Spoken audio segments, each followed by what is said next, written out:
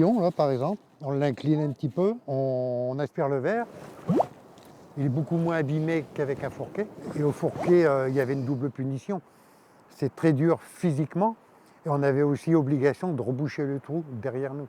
Pour réussir à faire 30 verres, au fourquet, il nous fallait plus de 2 heures. C'est la fin d'un long combat pour Fabrice et ses amis pêcheurs. Après des années de manifestations, de pétitions et une ultime consultation publique, la préfecture est revenue sur son interdiction de la pêche à la pompe à verre. On nous a donné plusieurs versions. Il y a eu pour la vente illicite, après pour le prélèvement qui était soi-disant trop important, alors qu'il n'y a pas d'études scientifiques qui attestent aujourd'hui qu'il faut établir un quota sur le prélèvement des vers. Un quota aujourd'hui de 40 gros vers par personne et par jour. Et pour vérifier la densité de la population de ces petits animaux marins, un travail de recherche. Ici, sur la plage de Wimereux, on creuse pour la science et on photographie avec un drone les traces laissées par les vers sur le sable.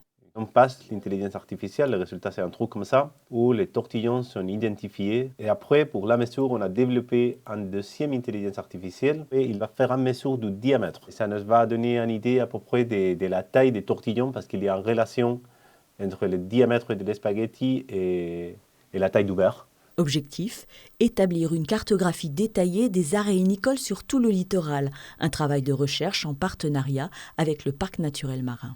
L'idée, c'est de transférer ce savoir ensuite au parc marin, justement pour voir si la population reste stable et adapter les mesures de gestion en fonction de l'état de la population. On pourrait proposer par exemple une quantité d'individus qui peuvent être prélevés, une certaine taille, et peut-être aussi des zones, préserver certaines plages qui peuvent alimenter d'autres plages, etc.